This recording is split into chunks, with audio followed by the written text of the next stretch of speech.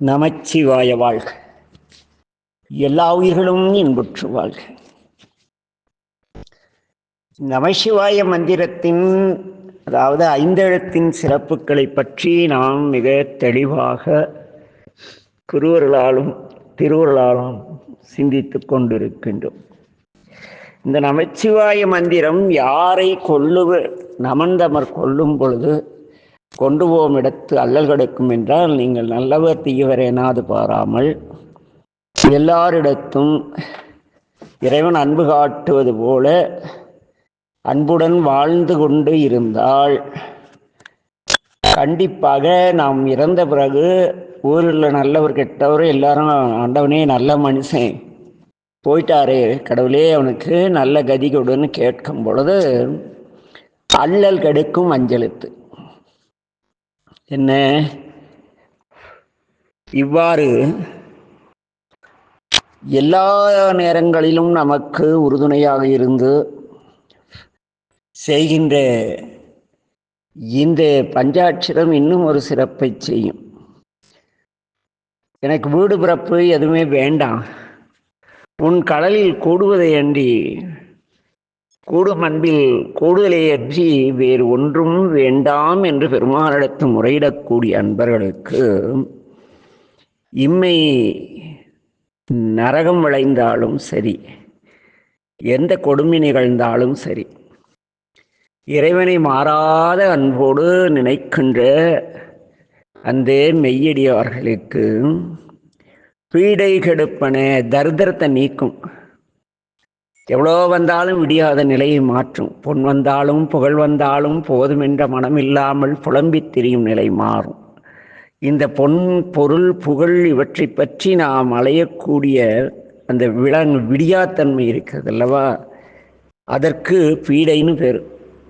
என்ன? இந்த பீடை கெடுப்பனே, அதை கெடுத்துரும்.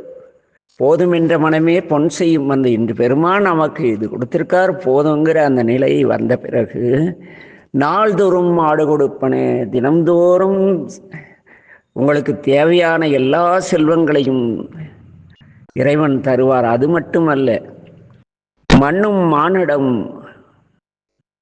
ஆடியுகப்பனே, உங்கள் இல்லத்திலே ஆனந்த நடராஜாவின் அந்த ஆனந்தம் விளையாடி கொண்டிருக்கும். என்ன அவ்வளவு சிறப்புடையது. சும்மா என்ன இருக்கட்டும்.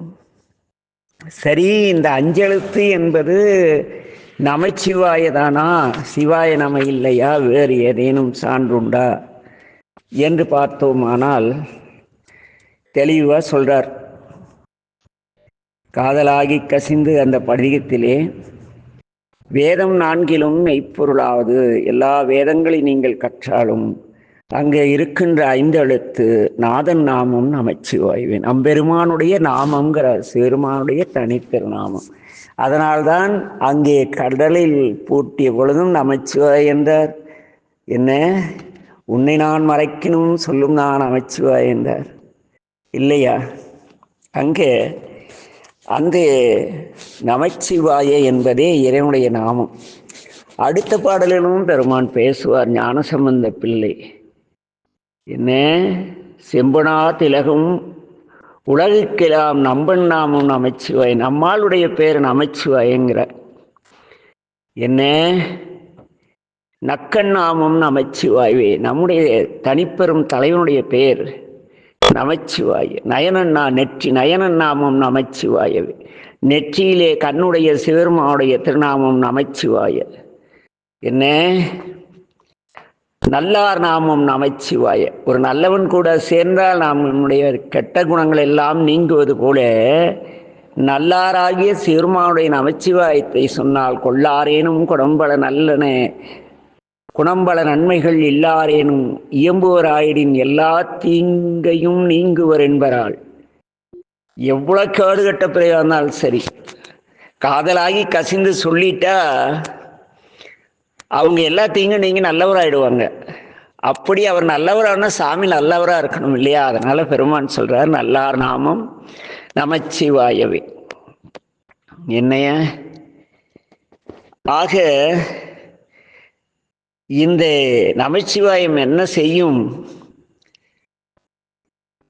மந்தரம் மன பாவங்கள் மேவிய பந்தனை அவர் தாமும் பகர்வரில். மந்தார மலையளவு பெரிய பாவங்களே செய்து வாழ்கின்றவர்கள் கூட சொல்லிட்டு நமச்சிவான்னு சொல்லிட்டாங்கன்னு வச்சுங்க, சிந்தும் வல்வினை.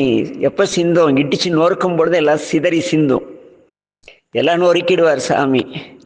செல்வம் மல்குமால், வெறும் பொருட்செல்வம் மட்டும் இறைவன் தரமாட்டார். பொருட்செல்வங்கள் முற்பதினவி நல்வினை தீவினையால் வருவது. ஆனால் பெருமான் கொடுப்பது அருளோடு கூடிய செல்வம், அருட்செல்வம். அது அறச்செயலுக்கு பயன்படும். 4-10 பேர் பசியாற்றும், அது மாதிரி செய்யும். என்ன? செல்வம் அல்குமா செல்வமும் அல்குமால் நந்தி நாமம் நமச்சிவாய். நம்மை பிறவில் இன்று மேலே தள்ளக்கூடிய இறைவனுடைய திருநாமம் என்ன? நமச்சிவாய. என்ன? நரகமே புகழ் நாடிரான், நரணம் 7 புகழ் நாடினராயினும். 7 நரகம் இருக்கு, ஞானசம்பந்த பிள்ளை சொல்லுது. அதை நாடுவதே அவங்க சிந்தையா தப்பான வாழ்க்கை நடத்தினாலும் கூட காதலாகி கசிந்து உரை செய்வார்கள் என்றால், அந்த ருத்ரன் அங்கே வந்து அந்த நரகத்திலிருந்து காப்பாற்றியாந்து இந்த பேரை சொல்றான்னு நமச்சிவாயம் என்று இறைவன் திருநாமத்தை சொல்வார் என்று அப்படி நிறைய சொல்வார். நம்முடைய பெருமான் பரதன் நாமம் நமச்சிவாயவே. என்ன? நலங்கொள் நாமம் நமச்சிவாயவே. என்ன? யாதும் காண்பரிதாகி அளந்தவர் ஓதும் நாமம் நமச்சிவாய். எப்படிப்பட்ட பண்புடையவர்கள் அடியார்கள்? நீங்கள் இலக்கணம் சொல்றாங்க. போதனே கண்ணனும் அண்ணல் தன் பாதமும் முடி நேடிய பண்பராய் யாதும் காண்பரிதாகி அளந்து அவர் ஓதும் நாமம் நமச்சிவாய். ஆம், அடிமுடிகான செல்வத்திற்கதிபதியாகிய திருமாலும் கல்விக்கதிபதியாகிய பிரம்மனும் தேடியும் கண்டறிய முடியாத தலைவருடைய பெயர் என்ன? அடிமுடி காண முடியாத தலைவரின் பெயர் நமச்சிவாய. என்ன? எவ்வளோ பெரிய இது இல்லை? ஆக இவ்வளவு சிறப்புடைய திருநாமம் நமச்சிவாய். இந்த நமச்சிவாய மந்திரத்தை சொன்னால் என்ன நிகழும் அப்படிம்பார். நந்தி நாமம் நமச்சிவாய எனும் சந்தையா தமிழ் ஞான சம்பந்தன் சொல் சிந்தையாள் மகிழ்ந்து ஏத்த வல்லாரெல்லாம் பந்தபாசம் அறுக்க வல்லார்களே. சிவாய நமக்கு இப்படி ஒரு பாடலை நால்வரும் பாடல. ஞானசம்பந்த பெருமானுடைய தேவாரத்திலே சிவாயனம் என்ற வார்த்தைகள் அடியேன் தேடியவரை எங்கேயுமே உபயோகிக்கப்படவில்லை. யாராவது அப்படி அறிந்திருந்தால் அடியேனுக்கு தெரியப்படுத்தினால் தெரிந்து கொள்ள வசதியாக இருக்கும். ஏண்டா நமச்சிவாய சொல்லு, நமச்சிவாய வாழ்க சொல்லுன்னு மண்டையா எல்லாரும் அடிச்சுக்கிறோம் அப்படின்னா, விஷயம் தெரிஞ்சவங்க தான் நமச்சிவாய மந்திரத்தை இறைவனுடைய திருநாமமாக உணர்ந்து வாழ்த்த முடியும். எல்லாருக்கும் தலைவனை வாழ்த்தும் தன்மை வராது. தலைவன் தந்தால் தானே வாழ்த்த. தலைவனாக மனம் மொழி மெய்களில் தலைவன் கலந்து நின்றால் மட்டுமே ஒரு ஆன்மா தலைவனை வாழ்த்த முடியும். ஆக நம்ம இந்த பிறவிலிருந்து மேலே தள்ளக்கூடிய நந்தி நாமம் நமச்சிவாய என்பதை சந்தையாற்றமிழ் ஞான சம்பந்தன் சொல் சிந்தையாள் மகிழ்ந்து ஏத்த வல்லாரெல்லாம். சிந்தையில் மகிழணும். சும்மா மீட்டிங்கில் 10 பேர் கைத்தட்டுறப்ப மகிழறது, பொருளுக்காக பேசி அதெல்லாம் கிடையாது. உங்கள் சிந்தையில் என்ன? மனதிற்குள் சிந்தை இருக்கிறது. அந்த சிந்தைகள் மகிழ்ந்தேத்த. என்னடா இன்னைக்கு வந்தோம், இந்த பதிகம் படித்தோம், இந்த அடியார் வீட்டு கிரக பிரவேசத்தில், இந்த புண்ணியாசனியில், இந்த பிறந்த நாளில், கோயில் குடமுழுக்கில் இவ்வளோ கம்மியாக காசு தந்தாங்களேன்னு கவலைப்பட்டுக்கிட்டு நமச்சிவாய அப்படின்னா கொடுத்துருணும்ல. என்ன? சுத்தமாயி பெரும் செல்வத்தை கொடுத்து சிவசிந்தனை நீக்கி அடுத்த பிறவி எங்கள் குருநாதர் அந்த பவானியில் வேதநாயகி தாயார் கூறிய மாதிரி அடுத்த பிறவியில் கோயில் வாசலில் திருநாமம் திருவேமேனி எல்லாம் அந்த திருநீர் பூசிக்கிட்டு அம்மா தாயே அப்படின்னு அங்கே உட்கார வேண்டியதான். கோயிலுக்குள்ளே போகலாம் அனுமதி கிடையாது. சொல்லிட்டா வேதநாயகி அன்னைக்கு. அந்த எனக்கு ஞானம் தந்த அந்த அன்னை பவானி கோயிலே பிச்சைக்காரராக அந்த விநாயகர் பெருமான் சன்னிதானத்திற்கு அருகில் அமர்ந்திருந்த அந்த அன்னை. ஆக சிந்தையால் மகிழ்ந்து ஏற்றணும் நமச்சிவாய. பொருளுக்காக பாடக்கூடாது, பொண்ணுக்காக பாடக்கூடாது, புகழுக்காக பாடக்கூடாது, தன்னுடைய வித்யாதர தன்மையை காட்ட பாடக்கூடாது, நான் பெரிய குருன்னு கெத்து காட்டி பாடக்கூடாது. எப்படியும் பாட சிந்தையால் மகிழ்ந்து ஏத்த வல்லார் எல்லாம் பந்தபாசம் அறுக்க வல்லார்களே. பந்தபாசம்னா கணவன் மனைவி போக்குவரத்துலாம் கிடையாது. என்ன, நாம் பிறவிலேயே இயற்கையிலே செம்பில் களிம்பு போல மறைந்திருக்கும் என்று சித்தாந்தம் பேசும். செம்பில் களிம்பு போல மறைந்திருக்கும் அந்த நம்மோடு உடனே தோன்றிய பதி பசு பாசம் இருக்கு இல்லையா, அந்த பதியோடு இந்த பசு தோன்றிய போது பசுவோடு ஒட்டி இருந்த அந்த பாசம் அது அவங்களே அறுத்து போட்டு போயிடுவாங்கங்கிறார். அவ்வளோ சிறப்புடையது இந்த நமச்சிவாய மந்திரம். என்ன, ஆக இந்த நமச்சிவாய மந்திரத்தை இதுவே சிறந்த மந்திர நாயகம் என்று சொல்வார்கள். நமச்சிவாய மந்திரத்திற்கு இப்படி ஒரு பெயர் உண்டு. என்ன திருநாமம் அதற்கு பெயர் என்றால் என்ன, மந்திர நாயகம்னு பேர். மந்திரங்களுக்கெல்லாம் தலைவர். ஏன் அப்படி சொல்லியிருக்காங்கன்னா, அந்த தலைவர் இருக்கார் இல்லையா, எந்த தலைவர், நம்ம தலைவர் தான். அவருக்கு மீறி வேறு தலைவர் இல்லை அல்லவா? அவருக்கு மீறிய நாயகம் இருக்கிறார்களா என்ன? இல்லை அல்லவா?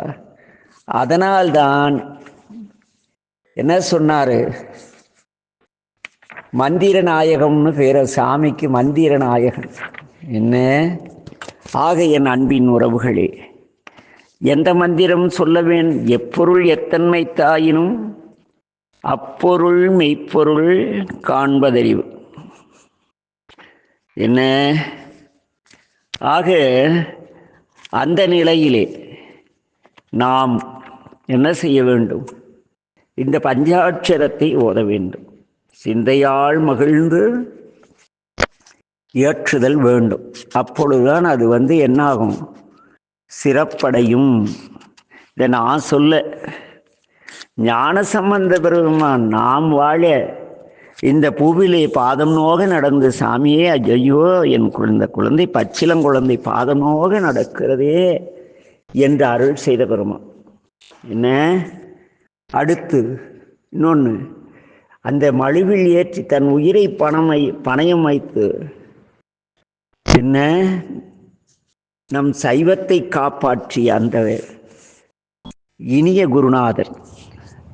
இங்கு குருநாதர் என்று சொல்கின்ற யாருமே அந்த சைவத்தை காப்பாற்ற போராடுறவங்களாம் கிடையாது. மடாதிபதிகளே மக்களிடம் சென்று சைவ சமயத்தின் மாண்பை நம் பதிவுகளிலே குறிப்பிட்ட அத்தனையும் அந்த 5 கடமைகளை மடாதிபதிகள் சொல்லியிருந்தால் கூட சைவத்தை தவிர வேறு எதுவும் இந்த தமிழகத்திலே தலை தூக்கி இருக்காது. உண்மைதானே? நிற பொய்யா சொல்றேன். சமயத்தை பரப்புவதற்காக ஒரு மடத்தை உருவாக்கி அதற்கு பெரும் செல்வத்தை எழுதி வைத்து அந்த செல்வத்தை கொண்டு சிவாலயங்கள் திருப்பணி செய்து என்ன சைவத்தை வளர்த்துங்கன்னு சொன்னால், கோயில் கும்பாபிஷேகத்துக்கு கூட 10,000 ரூபா கொடுத்தா வர்ற சன்னிதானங்கள் தான் இன்றைக்கி நிறைய இருக்காங்க. அவர்களுக்கும் இந்த திருமுறை விற்று திரியக்கூடிய அந்த போலிகளுக்கும் என்ன வித்தியாசம்? மடத்தில் சொத்தா இல்லாத இருக்கு. ஒவ்வொரு மடமும் கல்லூரி நடத்துது. கல்லூரியில் எவ்வளோ பணம் சம்பாதிக்கிறாங்க இல்லை?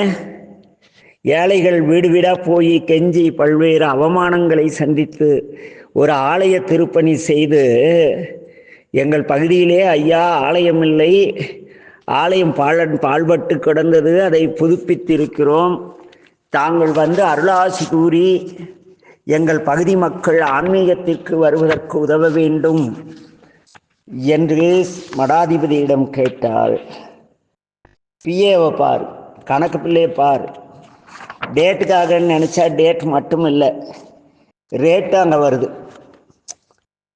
அதுதான். அப்படின்னா இந்த பஞ்சாயத்தை பற்றி பத்தியாக பேசுகிற இந்த சிவனையே தாங்கிறம சிவனை பற்றி எவனும் பேசுறதில்லை. எல்லாம் அடியார் பெருமை அடியார் பெருமைன்னு இவங்களை முன்னிலைப்படுத்தி இவங்களுடைய ஃபோட்டோ கொடுத்து திருமுறை விற்கிற அவங்களாவது அந்த சிந்தையால் இறைவனை மகிழ்ந்து ஏற்றுகிறார்களா என்றால் அதற்கும் தேடலால் பயனில்லை.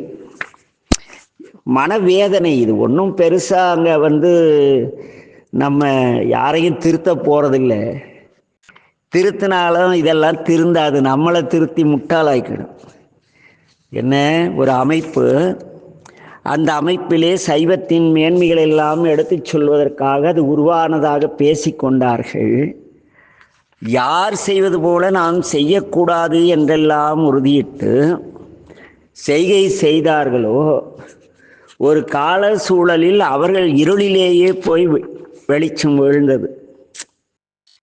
காரணம் என்னவெனில் அங்கு சொல்றது எங்கள் தலைவர் சிவபெருமான் சொல்லலாம், நடராஜான்னு சொல்லலாம், திருவாரூர் தியாகேசன்னு சொல்லலாம். என்ன தியாகேசன் என்னுடைய தலைவராக, நடராஜா என்னுடைய தலைவராக இருப்பாரானால் அந்த சிவபெருமானின் பெருமைகளை, தனிப்பெரும் சிறப்புகளை மக்களிடத்து கொண்டு செல்லாமல் இறைவனை காட்டிலும் அடியார்களே பெரியவர்கள், நீங்கள் அடியாருக்கு கொடுத்தா ஆண்டவனுக்கு கொடுத்த மாதிரி அங்கே வேற ஒரு பதிகம் வேற பாடிட்டாங்களா, படமாடும் கோயில் பாங்கற்காக நடமாடும் கோயில் நண்பர் கொன்று. யார் நடமாடும் கோயில் நண்பர்? நம் அணிவாக எல்லாம் சிவாய அன்னையும் அத்தனையும் அன்றே நீத்து தலைவன்பால் காதலாகி கசிந்து ஓடுகிறார்களே அந்த அடியார்கள். இந்த திருவேடந்தாங்கிகளும் இந்த மடத்திலே உட்கார்ந்து கொண்டு அருளாசி வழங்குவதற்கு கூலி பெறும் ஒரு சைவத்தின் மாண்புணரா இந்த மடாதிபதிகளும் அல்ல. என்ன ஏனெனில் ஒரு எல்லோரையும் ஒன்றிணைக்கிறோம் என்று கூறி திருடர்களை கூட வைத்துக் கொள்வது ஒரு நல்ல அமைப்புக்கு அழகு கிடையாது. அடியேனை முன்னின்று அழைக்காதது இங்கு குற்றம் கிடையாது. சொக்கர் எப்பவுமே இந்த நிகழ்வுக்காக ஒரு சேலத்தில் கடந்த வாரம் ஒரு நிகழ்வு நடந்தது. என்ன சிவருமானை பற்றி அடியார்களை ஒருங்கிணைத்தீர்கள், சரி. அங்கு தலைமை தாங்குபவர்கள் இறைவனின் புகழை பேசுபவர்களாக இருந்தார்களா? தியாகேசன் தலைவர் என்றால் நம் தலைவரை கலைஞரோ ஸ்டாலினோ தலைவராக இருக்கிறார் என்றால் தொண்டர்கள் யாரை பேச வேண்டும்? யார் தொண்டர்கள்? தலைவனை புகழ்ந்து பேசுபவர்கள் தொண்டர்கள். ஆனால் தொண்டர்களையே புகழ்ந்து பேசி அவர்களுக்கு தகுதி இருக்கிறதா என்றெல்லாம் பார்ப்பது கிடையாது. பெரிய புராண வகுப்பு, அந்த வகுப்பு, இந்த வகுப்பெல்லாம் எடுத்த தலைவராகிறாங்க. என்ன காமெடியான விஷயம்! இந்த சிவருமான் பண்ணுற காமெடி இருக்கே, அஜோ, இவர் ரொம்ப ஒரு அற்புதமான காமெடி ரைட்டர்னு நினைக்கிறேன். ஏன்னா எம்பெருமானை அவ்வாறு சொல்வதற்கு எனக்கு கண்டிப்பாக உரிமை உண்டு. ஏனெனில் அவரை பற்றி நம்மளுக்கு தானே தெரியும், அவர் எப்படியாப்பட்டவர், என்ன செய்வார். அந்த அமைப்பை நிறுவனர் அடியேனே நீங்கள் இந்த நிகழ்வுக்கு வாருங்கள் ஐயா. அது அந்த சேலம் முழுக்க, சேலம் மாவட்டம் முழுக்க சொக்கர் யாருன்னு பெரும்பாலும் அந்த நிகழ்ச்சி ஏற்பாடுன்னு எல்லாருக்கும் தெரியும். ஆனால் கூப்பிடல. நம்மளும் யாராவது கூப்பிடலன்னா சந்தோஷப்படுறது, ஏன் போய் இந்த மாயச் சுழலில் விழணும்னு. சரி, இந்த அமைப்பை உருவாக்கியர் சொல்கிறாரேன்ட்டு கிளம்பி போகிற வழியில் பெருமான் காலை வாரி ஸ்கூப்பிலேருந்து தப்பி, எங்கடி உடம்பு நல்லா இருந்தால் தானே போவோம், நான் என்னை பற்றி புகழ்கிற அவர்கள் தற்புகழ்ச்சி பேசி தெரியும், அந்த கூட்டத்தில் உனக்கு என்னடா வேலை என்று பெருமான் அடித்து தப்பினார். ஆக என் அன்பின் உறவுகளே, இறைவனுடைய திருநாமத்தை பேசாத நாளெல்லாம் பிறவானாளே என்ற நிலையில் வாழ்ந்த ஞான சம்பந்த பிள்ளை சொல்கிறது. இது எதற்காக இந்த இடையில இந்த ஒரு 5 நிமிட பதிவு என்றால், இந்த போலிகளை சார்ந்தால் நாம் போலியாகி விடுவோம். என்ன அதற்காக ஏனெனில் இந்த பஞ்சாட்சரம் ஒரு அற்புதமானது. என்ன நம்முடைய இது சிறப்பை நம்முடைய நாவுக்கரசடிகள் அளவு யாரும் சொல்லலை.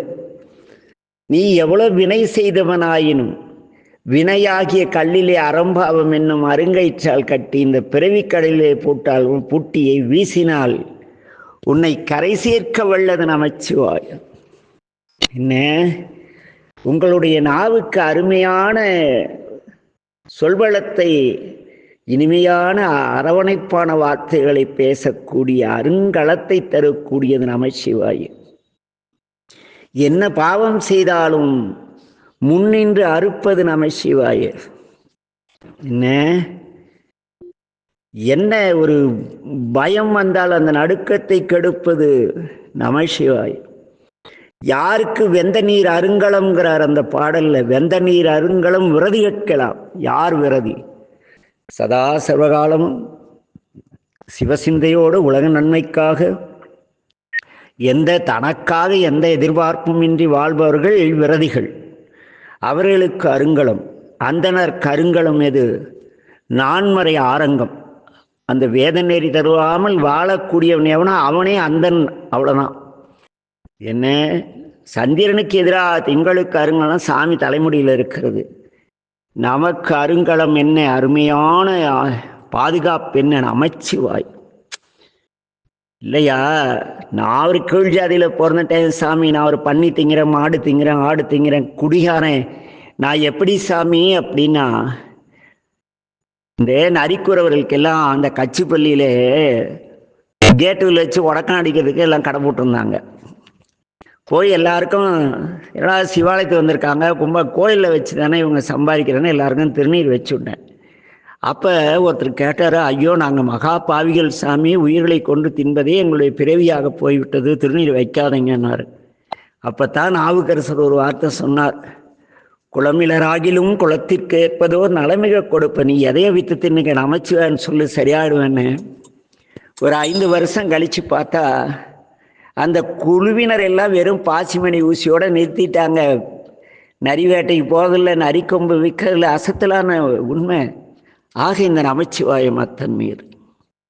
ஆக என் அன்பின் உறவுகளே, எல்லோரும் நம்முடைய அகம் நல்லதாக இருந்தால் மிக அற்புதமாக சொல்லுவார், இல்லக விளக்கது இருள் கெடுப்பது, சொல்லக விளக்கது சோதியுள்ளது, பல்லக விளக்கது பலரும் காண்பது, நல்ல அக விளக்கது நல்ல மனதிற்கு விளக்கு எது? நமச்சிவாயம். மனது நல்லதாக இருந்தால் அங்கே நமச்சிவாயம் பயன் தரும். புரியுதா? என்ன ஆக முன்னெறியாகிய முதல்வன் முக்கணன் தன்னறியே சரணாதல் திண்ணமே, அந்நறியே சென்று அங்கு அடைந்தவர்க்கெல்லாம் நன்னெறியாவது நமச்சிவாயம். முன்னெறியாகிய மிக சிறந்த ஒழுக்கமிக்க முதல் நெறியாகிய முதல்வன் பெருமான் இருக்கின்றாரே முக்கணன், அவர் வகுத்த 5 வேள்விகளை செய்து அந்நெறியே வாழ்ந்து அதற்கு பிறகு அவருடைய திருவடி அடைவர்களுக்கெல்லாம் நன்னெறியாவது நமச்சிவாயவே. ஆக மாப்பினை தழுவிய மாதோர் பாகத்தன் பூப்பினை திருந்தடி பொருந்த கைத்தொல நாப்பினை தழுவிய நமச்சிவாய பத்தும் ஏத்தவல்லார் கெடுக்கு நிலை. ஏனெனில் என்ன அந்த இறைவன் சிறந்தவன், அற்புதமானவன், எல்லாவற்றையும் அருளக்கூடியவர். அவருடைய திருநாமம் நமச்சிவாய. தகுதி இருந்தால் அவரை புகழை நாளை முதலேனும் இந்த பதிவை கேட்பவர்கள் ஒருவரை ஒருவர் சந்திக்கும் பொழுது நமச்சிவாய வாழ்க என்று எதிரில் இருப்பவனுடைய உள்ளிருக்கும் பஞ்சாட்சமூர்த்தி ஆகிய நமச்சிவாய பெருமானை வாழ்த்த திருவருள் உண்டாகும் என எம்பெருமானின் திருவடியை என் தந்தை மேட்டூர் மீனாட்சி திருவடியை சிந்தித்து அவருடைய திருவடியை பணிந்து விடைபெறுகிறோம். நமச்சிவாய வாழ்க. இந்த பதிவில் சிலரை கண்டிக்க வேண்டியிருக்கிறது. ஏனெனில் யாராவது கேட்க வேண்டும். இடிப்பாரிலா ஏமரா மன்னன் கெடுப்பாரிலானும் கெடும். என்ன சாமி, மடத்துக்கு இவ்வளோ பேர் இந்த சமயத்தை வளர்க்கத்தானே சொத்து சேர்த்தி வச்சுருக்காங்க, பிரசங்கத்தை அருளாசி கூற பணம் கேட்குறீங்க, அரை மணி நேரம் வந்துட்டு போக 10,000 கேட்குறீங்க. இந்த 10,000 ரூபாய்க்கு நாங்கள் 10 இல்லை 10 ஊர் பிச்சை எடுக்கணும்னு சொல்லணும் அந்த திருப்பணி செய்யக்கூடிய தொண்டர்கள். அந்த உரைப்பு தொண்டர்களுக்குள்ளாத இந்த டுபாக்கூருங்க, அப்படித்தான் சொல்லுவேன். ஏன்னா பணம் எல்லா மடத்துலையும் நிறைய சொத்து இருக்கு. கல்வி நிறுவனங்கள் நடத்தின, தர்மத்துக்கெல்லாம் நடத்தலை, காசு வாங்கிட்டு நடத்துகிறாங்க. பாவம் ஏழைகள் இறந்து பசியோடு தான் சாப்பிடாம ஏதோ நம்ம பகுதியில் இந்த கோயில் இல்லாத ஊரில் குடியிருக்க வேண்டாம், அது சிவாலயம் ஏதோ ஒரு கோயில் கட்டி இந்த நம் சமயத்தை காக்க அவர்கள்தான் தொண்டர்கள், அவர்கள்தான் பாடுபடுகிறார்கள். அவர்களுக்கு அருளாசி வாங்க பணம் பெற்றால் அப்புறம் நம்ம என்ன மடாதிபதி, நம்ம என்ன சிவனடியார், நம்ம என்ன திருக்கூட்ட தலைவர், அந்த கட்டளை இந்த கட்டளை எந்த கட்டளை எல்லாம் வேஸ்ட்டு. பெருமான் கணக்கில் ஒருவர் தேர மாட்டோம். உண்மை உணர்ந்தால் இறைவனுடைய திருவருள் உண்டாகட்டும். நமச்சிவாய் வாழ்க. எல்லா உயிர்களும் இன்புற்று வாழ்க. திருச்சிற்றம்பலம்.